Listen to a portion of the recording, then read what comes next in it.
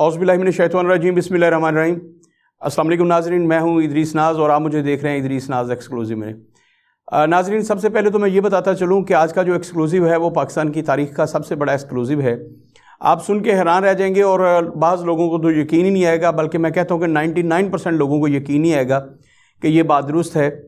नाज़रीन मोहतरम, एक्सक्लूसिव ये है कि पाकिस्तान इस वक्त 75 साल दौरे तारीख़ में पहली मरतबा बग़ैर किसी आइन और कानून के चल रहा है। मैं दोबारा से बताऊं, और ये मैं बाकायमी होशो हवास ये बात कह रहा हूं कि पाकिस्तान की तारीख़ में पहली दफ़ा मुल्क पाकिस्तान वतन अज़ीज़ बग़ैर किसी आइन और कानून और दस्तूर के चल रहा है।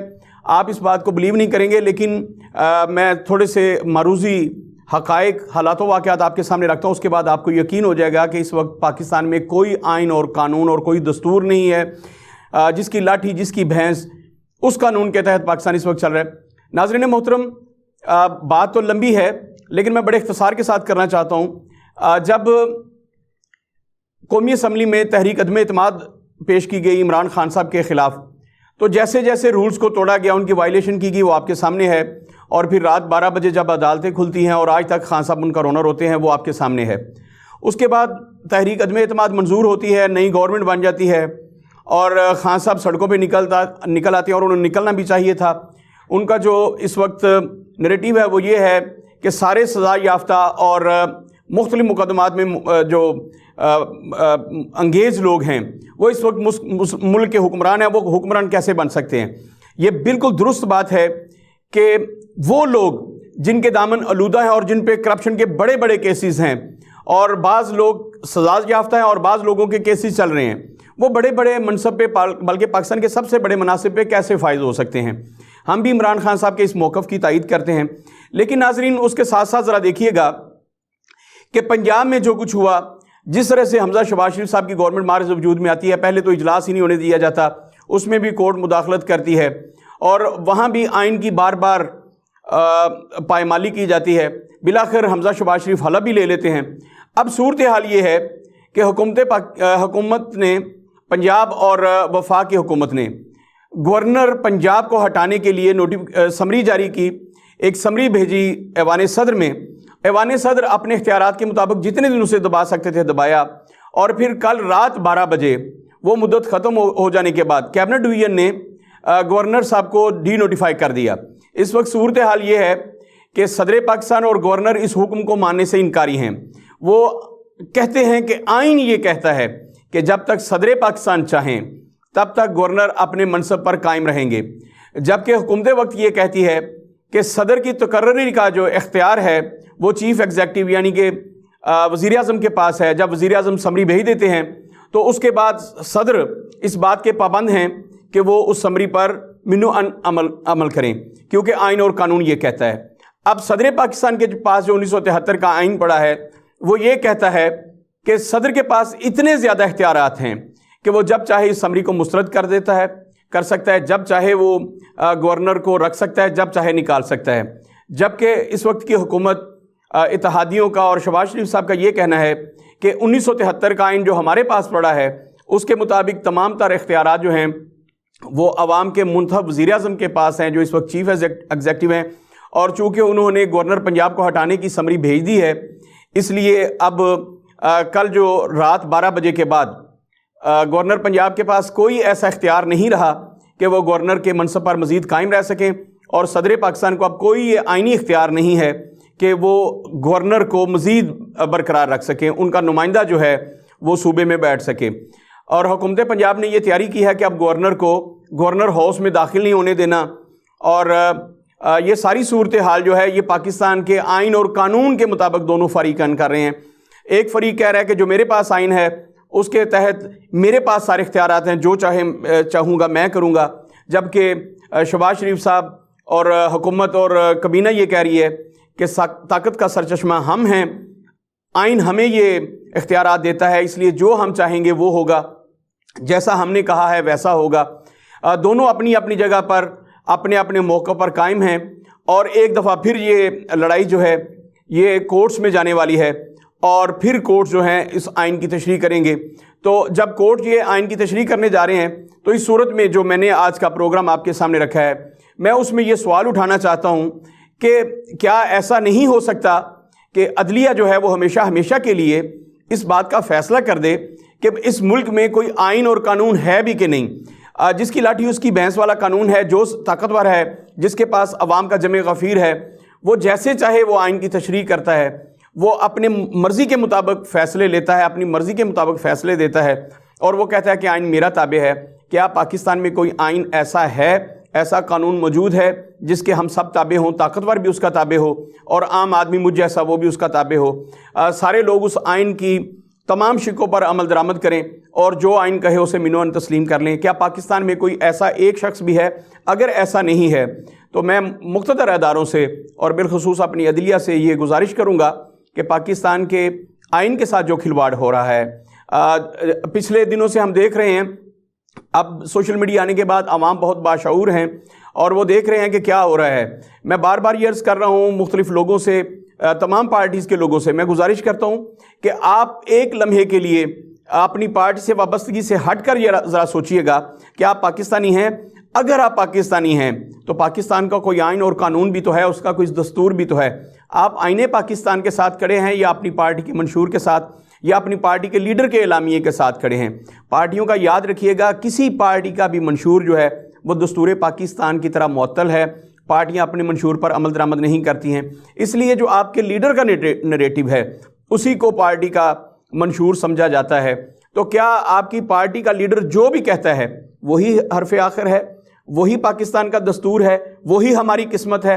ایک منٹ کے لیے سوچئے گا، آپ مسلم لیگ نون سے ہیں، آپ پی ٹی آئی سے ہیں، آپ تحریک انصاف سے ہیں، آپ کاف لیگ سے ہیں یا کسی بھی سیاسی پارٹی سے ہیں، ذرا سوچئے گا کہ پاکستان کا آئین اور دستور اگر کوئی کسی چیز کا نام ہے تو وہ کہاں ہے؟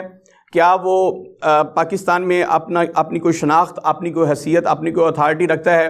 اس آئین کی کاپیاں بار بار اسی دستور ساز اسمبلی میں پھاڑ کے پھینکی گئیں، جس دستور ساز اسمبلی میں ہم اپنے ان نمائندوں کو بھیجتے ہیں کہ آپ نے جا کے قانون سازی کرنی ہے. اور اس وقت مجھے دکھ کے ساتھ کہنا پڑتا ہے کہ آئین کی پامالی جو ہے، آئین کی بے توقیری جو ہے وہ سب سے زیادہ اسمبلیوں میں ہو رہی ہے. اسمبلیاں ہی یہ ثابت کر رہی ہیں کہ پاکستان میں کوئی آئین، کوئی قانون نہیں ہے. یہاں جنگل کا قانون ہے، یہاں پر جس کی لاٹھی جس کی بھینس اس کی لاٹھی والا قانون ہے، جس کی لاٹھی اس کی بھینس والا قانون ہے. پاکستان میں کسی پر کوئی قانون لاگو نہیں ہوتا. خان صاحب کے پاس چونکہ عوامی طاقت ہے اس لیے وہ کہتے ہیں کہ آئین وہی کہتا ہے جو میں کہتا ہوں اور وہی آئین ہے جو میں کہہ دوں گا. اور جبکہ حکومت یہ سمجھتی ہے کہ آئین وہ ہے جو ہمارے مفادات کا تحفظ کرتا ہو. میں پاکستانی قوم سے بار بار یہ کہتا ہوں کہ کل کی بات ہے، رانا ثناء اللہ صاحب نے یہ کہا کہ ہم کوشش کر رہے ہیں کہ ڈالر 200 تک نہ پہنچے، 200 کا نہ ہو، لیکن انہیں بھی اس بات کا علم ہے کہ ڈالر 200 کا ہوگا. اس کے بعد مہنگائی کا ایک نیا طوفان آنے والا ہے. یہی لوگ جب اپوزیشن میں تھے تو خان صاحب کو کہہ رہے تھے کہ یہ مہنگائی کنٹرول کرنے میں ناکام ہے، ان سے ڈالر کنٹرول نہیں ہو رہا. اور خان صاحب کہتے تھے کہ یہ سارا کچھ پچھلی حکومتوں کا کیا دھرا ہے، مطلب ان کا نواز شریف کی حکومت سے تھا، نون لیگ کی حکومت سے تھا. اب پھر انہی کی حکومت آ گئی ہے جن کا کیا دھرا تھا بقول خان صاحب کے. اور وہ کہہ رہے ہیں کہ یہ خان صاحب کی نالائکی، ان کی نااہلی ہے کہ 3.5 سال میں وہ کچھ نہیں کر پائے، جس کی وجہ سے ہمیں ڈالر مہنگا کرنا پڑ رہا ہے اور مہنگائی کرنی پڑ رہی ہے اور ملک میں مہنگائی بے کنٹرول ہو رہی ہے. تو سامعین محترم، اگر کوئی پاکستانی، میں مسلم لیگی سے مخاطب نہیں ہوں، میں پی ٹی آئی کے کارکن سے مخاطب نہیں ہوں، میں کسی جیالے سے مخاطب نہیں ہوں، میں کسی تحریکیے سے مخاطب نہیں ہوں، میں صرف اور صرف پاکستانیوں سے مخاطب ہوں. اگر کوئی 10 15 20 پاکستانی بھی میری بات سن رہے ہیں تو میں ان سے مخاطب ہوں. یہ سارا کچھ جن کا بھی کیا دھرا ہے، ذرا سوچئے گا، کیا یہ کھلواڑ آپ کے ساتھ نہیں ہوا؟ یہ مذاق آپ کے ساتھ نہیں ہوا؟ مہنگائی آپ کے ساتھ نہیں ہوئی؟ تو کیا آپ اب بھی وہیں پہ کھڑے ہیں؟ آپ اب بھی پٹواری ہیں، آپ اب بھی یوتھی ہیں، آپ اب بھی جیالے ہیں، آپ اب بھی اپنی پارٹی کے ساتھ کھڑے ہیں. کبھی سوچئے گا کیا آپ پاکستانی ہیں؟ میں بار بار کہتا ہوں کہ ہم شیعہ بھی ہیں، ہم سنی بھی ہیں، اور ہم دیوبند بھی ہیں، ہم اہل حدیث بھی ہیں، ہم سب کچھ ہیں، لیکن ہم مسلمان نہیں ہیں. اسی طرح ہم جیالے ہیں، ہم پٹواری ہیں، ہم یوتھی ہیں، ہم سب کچھ ہیں، لیکن ہم پاکستانی نہیں ہیں. بڑے افسوس کے ساتھ کہنا پڑتا ہے. یاد رکھیے گا، جب تک پاکستانی قوم بیدار نہیں ہو جاتی، انہیں اس بات کا شعور نہیں آ جاتا کہ آئین کیا ہے، دستور کیا ہے، اور جب تک آئین اور دستور کی بالادستی نہیں ہوتی اس وقت تک عوام کے حقوق جو ہیں وہ معطل رہیں گے، انہیں کچھ بھی نہیں ملے گا، ان پر قرضوں کے انبار چڑھتے جائیں گے، اسی مہنگائی کی دلدل میں وہ اور دھنستے جائیں گے، ان کی آنے والی نسلیں تک جو ہیں وہ مقروض ہوتی رہیں گی، بے روزگار ہوتی رہیں گی اور مفلوک الحالی کا شکار ہوتی رہیں گی۔ جب تک آئین کی بحالی نہیں ہوتی، آئین کی بالادستی نہیں ہوتی، اس ملک میں دستور نام کی کوئی جو چیز ہوتی ہے وہ پوری طرح سے نافذ العمل نہیں ہوتی، تب تک ہم ان دلدلوں سے نہیں نکل سکتے۔ میں آپ سے گزارش کروں گا، سوچیے گا، اور میں مقتدر اداروں سے اپیل کر رہا ہوں کہ پاکستان کا اگر کوئی آئین ہے، میں بار بار اس لیے کہہ رہا ہوں کہ اگر کوئی آئین ہے، کیونکہ میں ایک تاریخ کا اور سیاست کا ادنا سا طالب علم ہوں، مجھے تو پاکستان میں آئین اور دستور نام کی کوئی چیز نظر نہیں آئی۔ میں آپ سے ایک ناظرین سے ایک چیز شیئر کرتا چلوں کہ جب میں زمانے طالب علمی میں تھا تو ہمارے سالانہ امتحانات میں ایک سوال آیا تھا کہ 1956 کے آئین کی ناکامی کی وجوہات لکھیے، تو میں نے پہلے 5 سوال مکمل کرنے کے بعد چھٹے سوال کے طور پر اس کو لیا تھا اور میں نے لکھا تھا کہ 1956 کے آئین کی ناکامی کی وجہ یہ ہے کہ اسے سرے سے نافذ ہی نہیں کیا گیا تھا۔ کسی بھی آئین اور قانون کی کامیابی یا ناکامی کا انحصار اس بات پر ہوتا ہے اور اس کا جائزہ اسی وقت لیا جا سکتا ہے جب ہم اسے پوری طرح سے نافذ کر دیں۔ 1956 کا آئین نافذ ہی نہیں کیا گیا تھا، لہٰذا ایک طالب علم اس کی کامیابی اور ناکامی جو ہے اس کا جائزہ لینے سے قاصر ہے۔ تو ناظرین محترم، میرے سامعین محترم، میں سمجھتا ہوں کہ 1973 کا آئین پاکستان میں نافذ العمل ہی نہیں ہے، اس لیے اس کی کامیابی یا ناکامی کا طالب علموں سے پوچھنا ایک بہت بڑا مذاق ہے۔ تو آپ بھی سوچئے گا، اگر آئین پاکستان میں نافذ ہے تو پھر ایوان صدر میں پڑا ہوا آئین اور چیف ایگزیکٹو یعنی کہ پرائم منسٹر کے آفس میں پڑا ہوا آئین اور جو عدالت میں پڑا ہوا آئین ہے وہ ایک دوسرے سے مختلف کیوں ہے؟ سارے لوگ اپنے اپنے مطابق ایک ہی شق کی، ایک ہی دفعہ کی اپنی سوچ کے مطابق، یا سوچ نہیں کہیے گا، اپنے اپنے مفاد کے مطابق اس کی شرح کرتے ہیں۔ تو کیا یہی دستور پاکستان ہے؟ یہی آئین پاکستان ہے؟ میرا سوال ہے مقتدر اداروں سے بھی اور عوام سے، جیسے میں ہر روز ہاتھ جوڑ کے اپیل کرتا ہوں، میں ایک مرتبہ پھر اپیل کروں گا کہ آپ پاکستانی ہیں، پاکستانی بن کر سوچئے۔ اگر کوئی مملکت ہے اور مملکتیں اسی وقت ترقی کیا کرتی ہیں، اسی وقت ترقی کی منازل طے کیا کرتی ہیں جب وہاں پر قانون کی حکمرانی ہو، آئین کی حکمرانی ہو، وہاں کے دستور کو عزت دی جائے، اس کو پوری رسپیکٹ دی جائے اور اس پر من و ان عمل کیا جائے۔ جب تک آپ پاکستان کے دستور پر عمل نہیں کر سکتے، نہ جمہوریت یہاں پر کامیاب ہو سکتی ہے، نہ صدارتی نظام کامیاب ہو سکتا ہے، بلکہ کوئی نظام کامیاب نہیں ہو سکتا۔ صرف ایک ہی نظام کامیاب ہو سکتا ہے کہ جو طاقتور ہے وہ جو کہے سب کچھ وہی ہے، وہی آئین ہے، وہی قانون ہے۔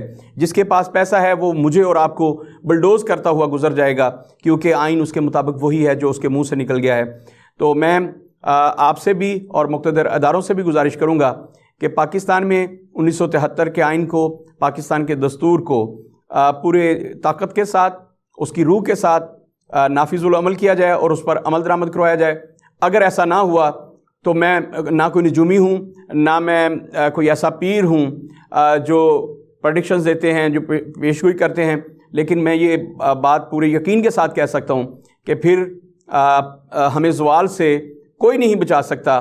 ہماری تباہی ہمارے نوشتہ دیوار ہے، وہ سامنے لکھی ہوئی چیز ہے۔ جس ملک میں کوئی آئین اور قانون نہیں ہوتا، دستور کی بالادستی نہیں ہوتی، وہ مملکتیں بہت زیادہ دیر تک صحیح سلامت زندہ نہیں رہ سکتیں۔ یہ سوالیہ نشان ہے۔ اگر آپ پاکستانی ہیں تو اس پہ سوچئے گا ضرور۔ آپ کا بہت شکریہ۔